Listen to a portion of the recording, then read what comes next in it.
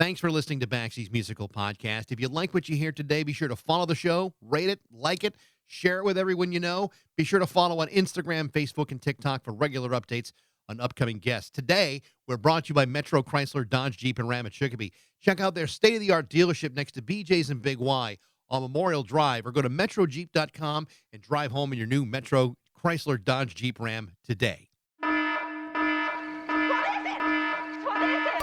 It's Baxie's Musical Podcast. Resistance is useless.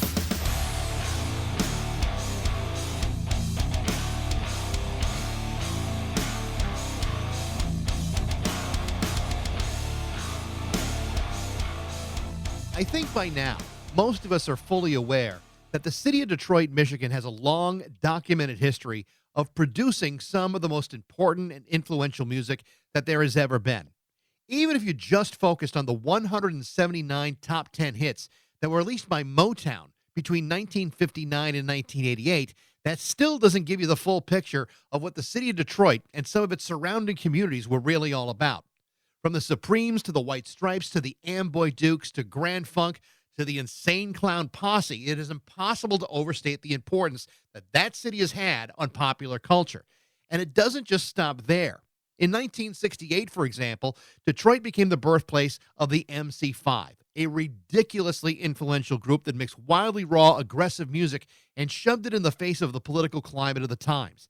Then you had Iggy Pop and the Stooges, who were so far ahead of their time that they would go on to influence the Ramones, David Bowie, the Sex Pistols, and hundreds of others who would wind up stealing their own guitars and playing them with reckless abandon. But there were other bands around that time, too. Bands like the Dogs, for example. The Dogs were a band that settled in Detroit after forming 90 miles away in Lansing, Michigan. While not having the same recognition as the Stooges or the MC5, the Dogs were in the middle of all of it, because unlike a lot of those bands, they had longevity, lasting from 1968 to the present. Interestingly enough, the Dogs were influential in their own right, opening for both the Stooges and the MC5, but then also going on to open for Bob Seger, Kiss, AC/DC, and Van Halen, with whom they shared management. The members of the Dogs were Loren Molinare on guitar, Mary Kay Dreyer on bass, and drummer Ron Wood. Their career took them from Detroit to New York and then Los Angeles. Their career is loaded with unbelievable moments and incredible stories, and you're about to hear a lot of them. In short, the Dogs were a relentless rock and roll band. But over the years, each member of the band has worked on their own separate projects, especially Loren Molinare, who in the 1990s was a member of the band Little Caesar. He also played with the Chrysler and most recently with the band the Slamdinistas, whose latest album, Wild and Restless, is set to be released on April 25th. And very much like everything in this man's legendary career, it's an absolute blast, a record that requires loads of volume. To talk about his amazing career and his new record with the Slamdinistas is my guest today, Loren Molinare, on Baxie's Musical Podcast.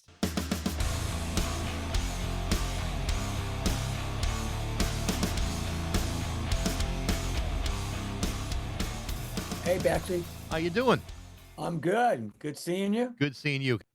Cool. So, well, happy Tuesday. Thanks for having me on your cool podcast in Massachusetts there. Well, I appreciate you joining me today. This is actually very, very cool, and there's a couple reasons for it.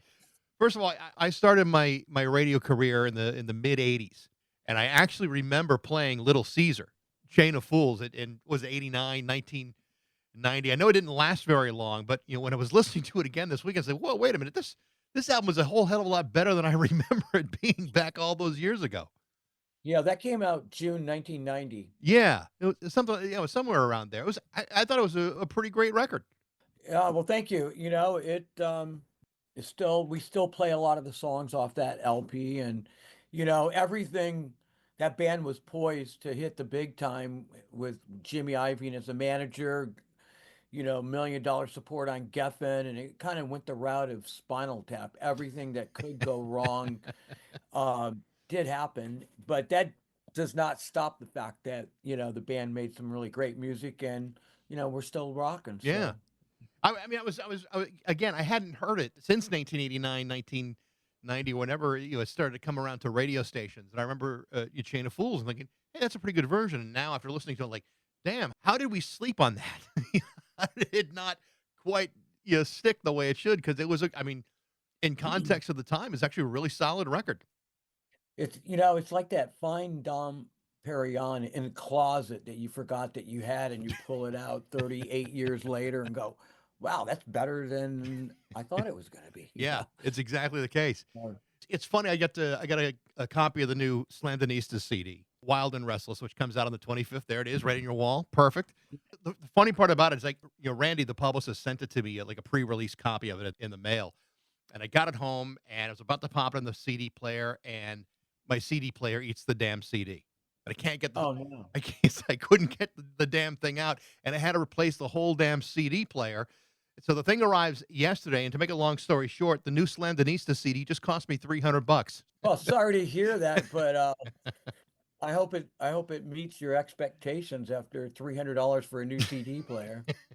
Well, the good news is I got free shipping, so that was the good news. But actually, Yeah. the new album is great. I mean, it's such a fun record, and after listening to the first record on Bandcamp, "Shoot for the Stars," I thought this one was even better than the first. Tell me about this new record. You know, we're real excited about it, and, you know, Shoot for the Stars, that first album, was kind of put together because Gabriel John's lead singer, I had produced his solo EP, right? And that was okay. And then right at the start of COVID, we started working on his full length solo record. And then once we started doing the recording, like Gabriel had brought in Mike Gavigan from the Blessings. Paul Ill was on bass, and so was Brian Irving, the drummer, was with me in another band that I was in, Glitter Trash. But we're working on Gabriel's so-called new solo record. And in the middle of the world shutting down, we locked ourselves in the studio. And with that record, we realized that the world did not need another singer-songwriter. And I suggested to Gabriel, I said, this feels like a real band, and everybody that was recording Shoot for the Stars felt the same. And so out of that session and the world being shut down, the Slamdinistas came into being Yeah. on that record. And we got a lot of airplay, and we did that cool cover of Little Trouble Maker, and a lot of originals that Gabriel had written, and maybe I had co-written one or two on there with him. But when we started getting ready to do a follow-up record, we had went to the East Coast and played with our friends, the Sins, and then Palmera Del Ran, her band. And a lot of people on the East Coast said, "Yeah, your first album was really great, and we love the songs, but live, you guys are so much more down and dirty, like a Lower East Side rock and roll band."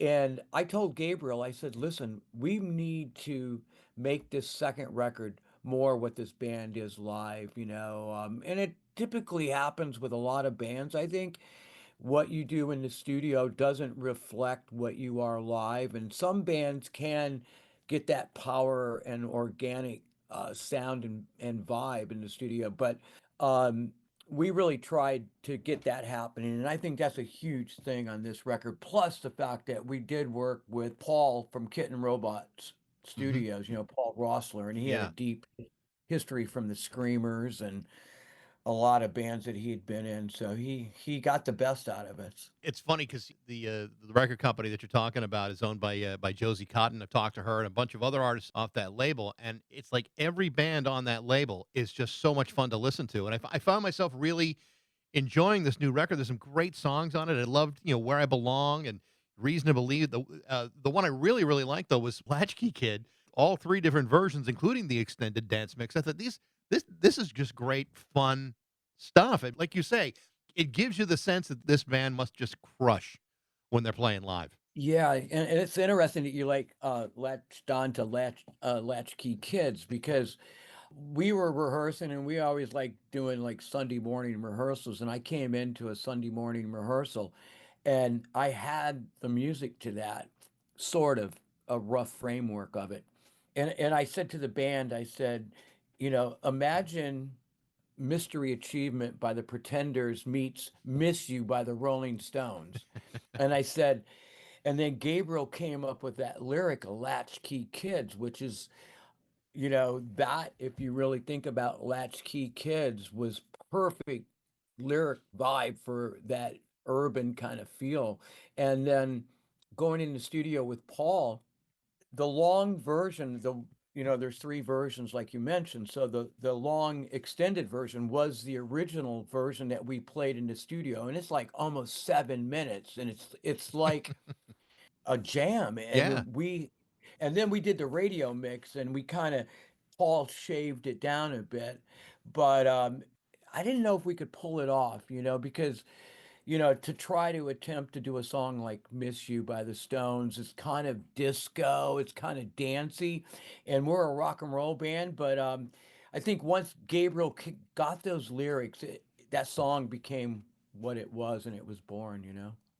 In going back and reading a bit of your history, your career is this unbelievable, space where you seem to kind of like weave into all these things that have happened over the last 50, 60 years. And it's fascinating. I mean, you grew up as a kid in Lansing, Michigan. You're about an hour and a half out of Detroit, and this is all happening at a time when you've got Motown cranking out one hit after another, and then all of a sudden, towards the latter part of that decade, you got the MC5 and you got the Stooges, and they are, in a way, kind of like this lightning rod for music that would come for the next decade and a half.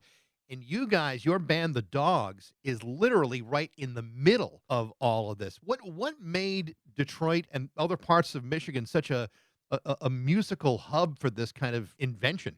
Well, I think the auto industry really had everything to do with it. It brought up a lot of people from down south. It would, come up to the factories to work to make cars.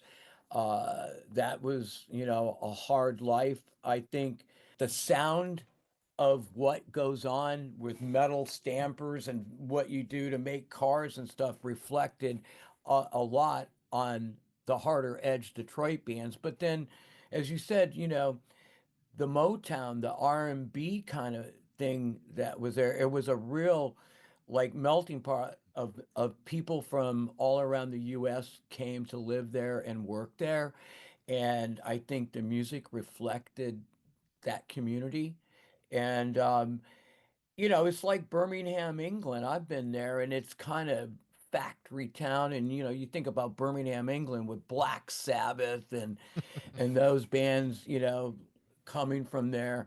It's sort of the same. And Detroit loved their British bands there. I mean, the Who, I think, did some of their first gigs in America, like in Ann Arbor, and Detroit, playing high schools and teen clubs. So, but for me personally, being exposed to the MC5 and the Stooges was just life changing.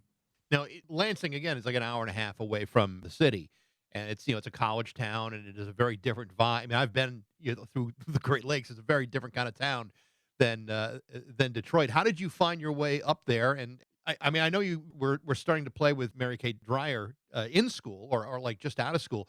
Did the two of you decide, hey, we need to go to Detroit? That's the most logical step forward. I mean, how did you get there? Yeah, well, Lansing, I just want to clarify something. Lansing is, Oldsmobile, it was a home of Oldsmobile. So there was cars being made there. The whole city was built on around the auto industry. And my stepfather worked at Motor Wheels. So you still had that factory kind of vibe there.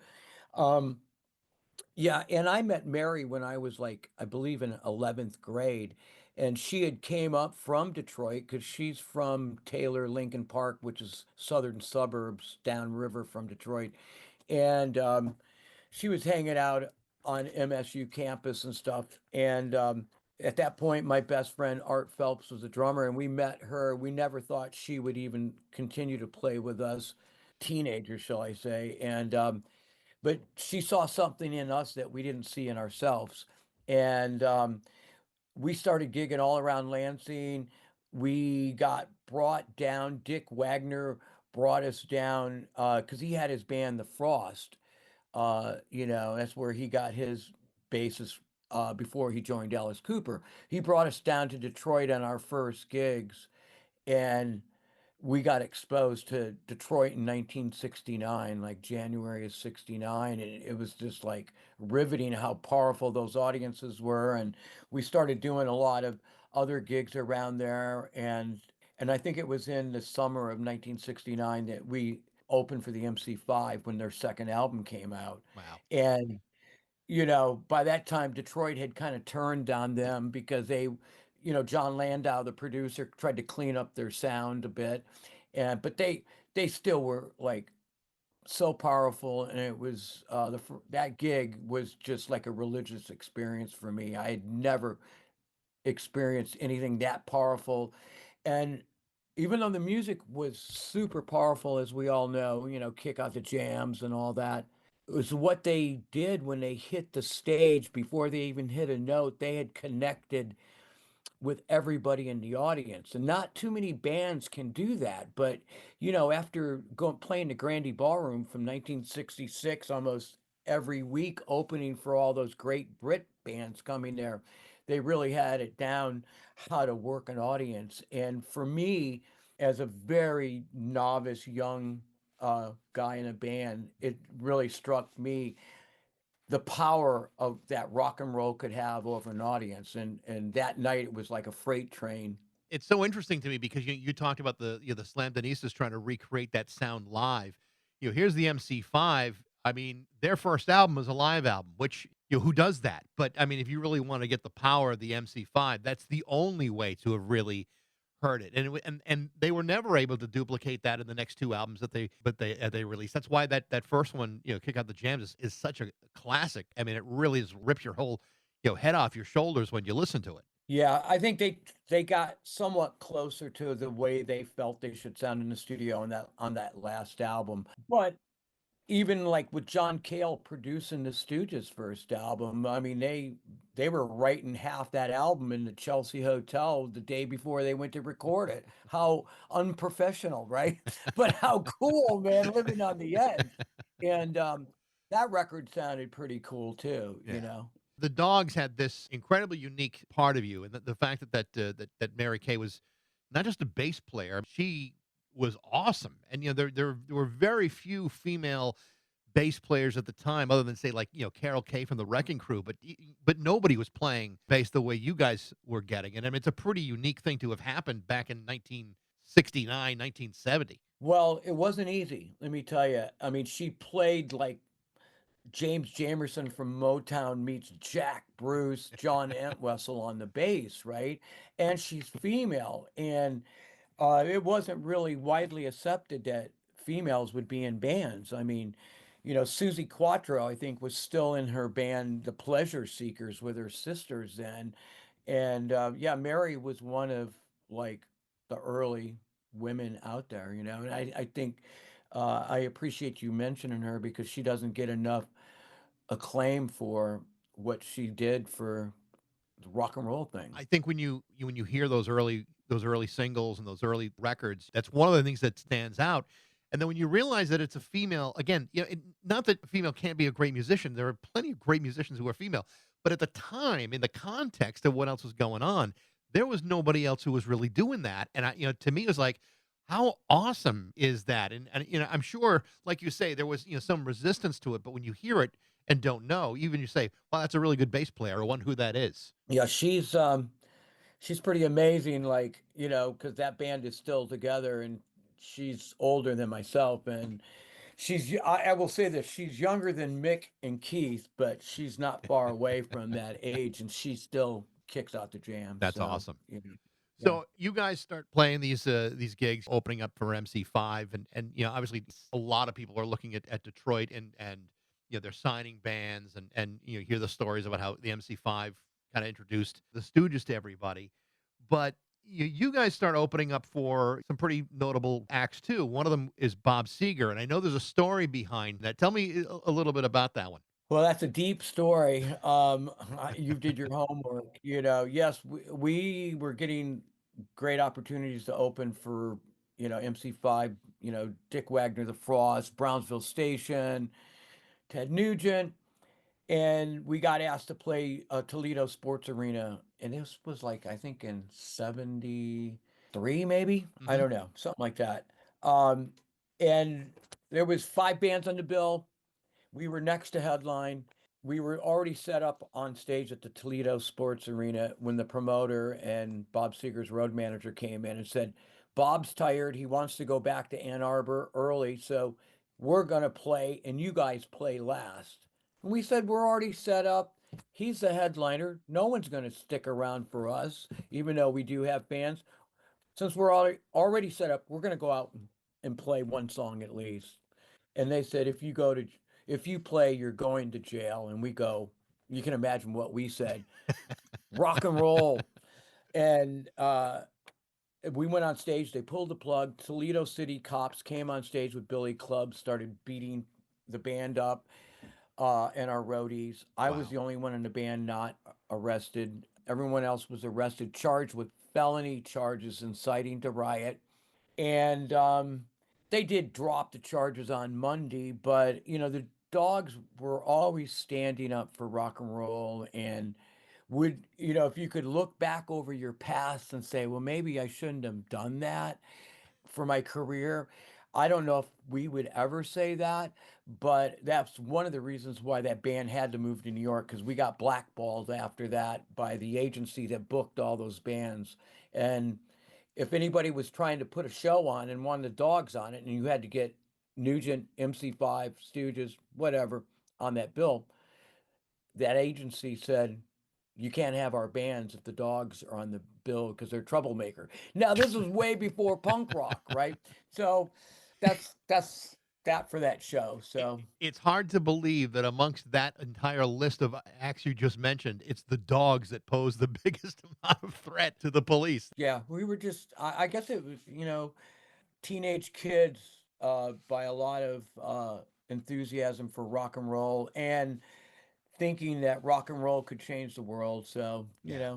Now, when you guys finally do decide to go to New York and you get there, my understanding is like that on the very first day or close to it, you meet Paul Stanley at Kiss. yeah, like I said, when you're young and alive, you do a lot of naive things. So we see posters when we pull into Manhattan and Kiss at the Diplomat Hotel, which was the show that Bill Aucoin, their manager, signed them at. We we'd never been to New York. We didn't know what the New York vibe is. You're an East Coast guy, you know. So we go to the Diplomat Hotel. We had no place. We as soon as we got to Manhattan that day, we went to the Diplomat, found out Kiss was putting on the show, and I found out that Paul was in the band, and I said, "Hey, my name's Loren from the Dogs. We just got into town today. Can we play tonight?" And he just said, in an explicit way, which I'll kind of keep the profanity uh, away from this. He goes, "Look, man, this is New York freaking city. Who do you think you are? You can come here and play on a Kiss show." And my first thought was, wow, people in New York are kind of harsh, but he did have a point. But he said, if you guys get a gig, we'll come and see you. And if Kiss thinks you're cool, maybe you can play with us. Well, they did do that. And we did play the Coventry in Long Island City with them. And it was quite an experience to meet them under that absurd first day in New York. What was your impression of those guys when you did see them live? Well, that first day at the Diplomat, we couldn't play that show, so we went to Brooklyn and tried to figure out where we could crash in our cars, probably by a city park. But that gig that we did play with them with the makeup, I had known about David Bowie and glitter glam rock, but this kabuki makeup thing was quite not what I was expecting.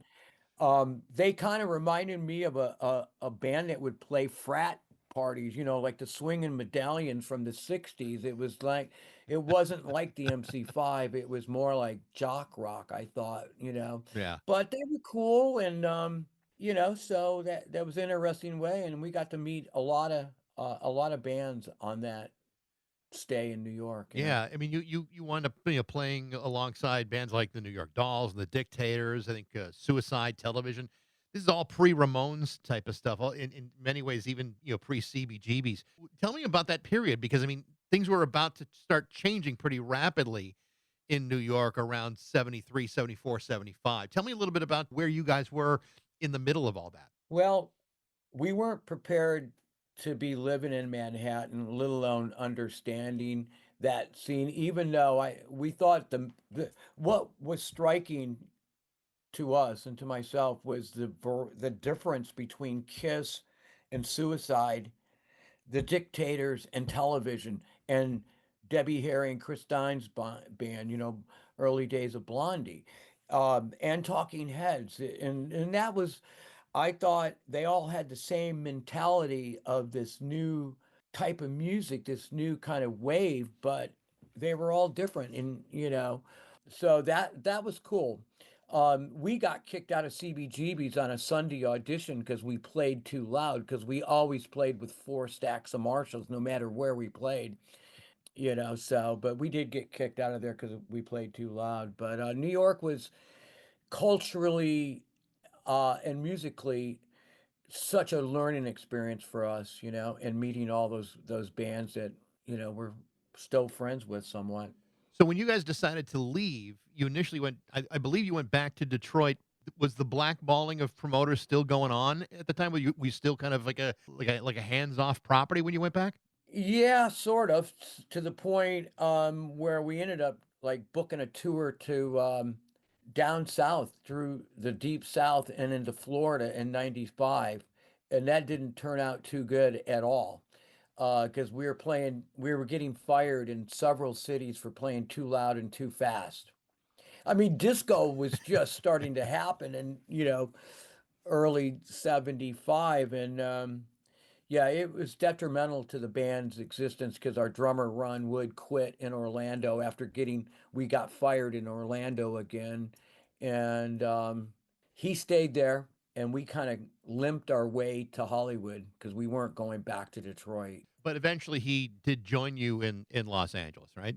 He did. He did come back. We did have one temporary drummer, but good old Ron Wood did come back, and I think that's when the band really started gelling together. Because, as you said, by then the whole punk rock thing was happening. I mean, first they called it new wave, then the whole Ramones thing out of New York, Sex Pistols, and it all started really changing a bit more. So the difference between what you were seeing like on in New York and what was going on at Los Angeles at the time, I mean, there was a little bit of lag in between what was going on there that would eventually come into Los Angeles and Hollywood. Well, I mean, how did you find the transition from one coast to the other? Well, we were lucky when we got to Hollywood. Hollywood has always drawn, people for the dream, may it be modeling, acting, musicians, or just the fast cars, girls, the beach, everything the Beach Boys led us to believe was true. Um, it was true. I mean, I think, and we started meeting a lot of bands from outside of Hollywood that were migrating there. But at that point, you couldn't get a gig at the Starwood or the Whiskey A Go Go unless you were signed. So through our alliances with bands like the Pop and the Motels, we ended up creating this street gang kind of collective mindset called Radio Free Hollywood. And we put on one show that Billboard magazine had wrote about. And then the scene started happening just like the way the New York scene gelled, and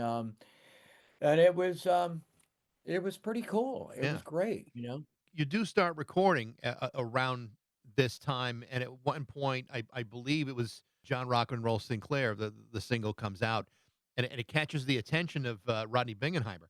How important was his discovery of that for you guys? It was great as Rodney still is on Sunday nights out here. I mean, Rodney was always a huge supporter of local bands when he was on K Rock.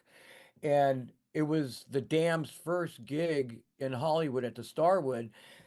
I had CD. I had a record, a 7-inch of John Rock with me, and I gave it to him and introduced myself. And then he played it the next Sunday on his karaoke night, and we ended up started doing karaoke night shows that they were putting on at the Bel Air Sands, and they had their own club. But yeah, Rodney was there, and he still plays the Dogs, and he plays the Slams, and he plays a lot of. I mean, he was the one playing David Bowie in '73. He was the one that was playing Slade when nobody in America was playing him. So He's about as close as the United States ever came to a John Peel. I mean, when you really think yeah. about it, and, John Hmm. Peel, would have these, these incredible sessions with these incredible artists. I think Rodney is maybe as close as America ever got to getting anything near John Peel, and even by comparison, he's not quite John Peel, but still, very important to a lot of bands that went in and out of Los Angeles and got played on his show. Yeah, and he yeah, it seems like if Rodney will, and he was lucky, because K Rock changed their programming, and they got rid of Rodney because of the corporate shift there. He was lucky that Little Steven picked him up in Underground Garage, and it seems like if you're lucky enough to get Rodney plays your song, it seems like then the other DJs kind of pick it up. So he's still that guy that's a springboard to what the underground is doing. I feel, Yeah. So at some point, you guys get signed under management with, I believe it was Milton Berle's kid, the same manager of who was managing Van Halen at the time. Tell me a little bit about. Well, first of all, tell me about that management situation, and then tell me about your association with Van Halen. Well, we were the first show Dogs ever did in LA was at the Starwood, and it was with Van Halen and Quiet Riot. And what a bill if you think about it now. Eddie and Randy Rhoads. But we shared the dressing room with them that night with Van Halen, and we ended up starting to do a lot of gigs with them. And it was actually David Lee Roth that mentioned to us that Marshall Burl, Milton's son, got them signed, and he said, you know, we'll see if he can like help you guys out. So one of the first things he did was get us to play AC/DC's American debut during Power Age album, and it was our first time in America in Wow. 1977. And that was the beginning of him helping us out, which in his mind was going to be to get us signed, right? Well, we we kind of botched that. I mean, it was a great 3 night stand, but one of the nights we were told if we dressed more punk, that would help us. And we went, punk is an attitude. You can't go to the mall and dress like a punk. So what did we do? We did the most punk rock thing and came out in dirty white dress shirts and big boy pants all put in mud, and we had mud on our face, and we'll show you what punk is. Well, let me tell you, it did not work right, Baxie. And Marshall really didn't want anything to do with us. So we did not get signed. He did not help us. He started working with the Alley Cats after that. And I think maybe he got them signed. But, that being said, it was a great 3 night stand. And Iggy Pop did come one of the nights with mud on his face, too. So I guess we were quite fashionable with mud on our face, but it didn't help our career. Now, did he have mud on his face for the same reason you had mud on his face, or was that just his everyday mud? It was just a coincidence, I think. It was a happy coincidence. And then, Bon Scott was a real gentleman, and he came in the dressing room with a bottle of Jack, and I got to drink a bottle of Jack, a sip of Jack with him, and they were great. That Yeah, band, everyone was thinking they were punk, and they were just hard rock boogie Australian band, yeah. and But that is one of those rare bands that is like a Motorhead that's like totally accepted by punks because it could have oh straddled yeah. either side. But to have been a part of the beginning of that, considering what they would, what AC/DC would become, I mean, that had to be just a real cool experience to be a part of. The coolest part was Jimmy, the club manager, came to our sound man and says, "Tell them to turn down. They're playing louder than AC/DC." And that's pretty impossible to do, but we did it. So, you know, this continuing saga of Dogs just causing a lot of trouble and stuff like that. But I think after 58 years, it has worked to our advantage of standing true to what our beliefs are for a rock band. Now, you come from a certain kind of rock genre, which is, hard, straight ahead type of stuff. The Dogs were that kind of thing. I mean, not so much unlike what, if you go back to the MC5 and the Stooges. The first time you see a guy like Eddie Van Halen play, I mean, this young, tiny, virtuoso of the guitar. I mean, what was your impression of seeing Eddie Van Halen play for the first time? It was like seeing Jimi Hendrix from another solar system. Mm. And I personally, guitarists that I looked up to was like, Jeff Beck when he did his Truth album, his solo records, and him and the Yardbirds, and a bit of Clapton, and obviously, Wayne and Fred from the MC5 and Ron Ashton. But when I saw Eddie, I just went, first off, I don't have that dexterity like he had. It was just amazing. And I thought, and Tom Petty's album had just came out around that same time when we played with Van Halen, and I kind of went, and I loved the Petty record because of the songs, because it was always about the songs to me. Yeah. So I respected Eddie, and give him credit. He could play better than anybody in his own style that was never heard before, and probably will never be heard again, that original. But he knew how to write a pop song too. And so I started really trying to hone in on my songwriting skills after seeing Eddie, because I figured it would be easier for me to go that route than try to be a virtuoso. Because I get off more on playing rhythm guitar than I do in solo, and it's the groove in the pocket, and I wanted to get more meshed in the world of what makes a good song happen. You've kind of maintained that for a long time. The songwriting continues, and then, I mean, you've still been playing with the Dogs all this time. I mean, other projects, come and gone as well. I mean, to be playing with the same, I mean, it's the same two other people. I mean, to be playing with them for all these years, it's very rare when you see a group of musicians, a group of any collaborators in any kind of business stay together and are dedicated to each other for as long as you have. I mean, what do you attribute that to? That kind of longevity is pretty remarkable. I think in regards to the Dogs, it's like the mission is not done. I think in Mary's eyes and my eyes, and we did learn something watching those black bluesmen that the Rolling Stones would bring out on concert, like Muddy Waters and John Lee Hooker and Willie Dixon and those guys, and they did it to the end of their lives. And it was never about the money. They just had to do it because that's what they did. And I think that's sort of what's happening with the Dogs. We've never got the major record deal. We're on a great label now, same label as the Slamdinistas are on, Rumbar. But it's like we're gonna just do it. And the Stones are a great example. You just do it because you love to do it till the end, and that's the way it is. So now that the Slamdinistas record is just about out now. I mean, what is the plan with this? You guys going to go on the road and travel a bit, or what's the plan now? Well, it comes out April 25th, and we've got a record release party May 3rd at downtown LA at the Redwood Bar and Grill, which is our CBGB's in Los Angeles.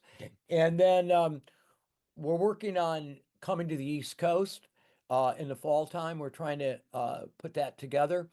But in the meantime, we'll be doing other shows up and down, the West Coast and stuff after the record release party May 3rd. Well, I mean, the record is a lot of fun. It's a great listen, and it's, when you listen to it, you think, well, this must sound like a young band. You don't necessarily think it's a bunch of mature musicians who have reached a certain age. There's a lot of youthfulness in that record. Yeah, well, thank you. I mean, rock and roll kind of keeps you young. And I think just of the songs that Gabriel brought in and the songs that we co-wrote together, and who we've got in the band, like Brian Irving, on drums.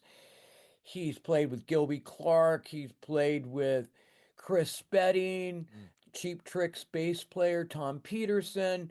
So his influences are really hip and cool. And then Mike Gavigan is from the Blessings, and they're like very roots rock.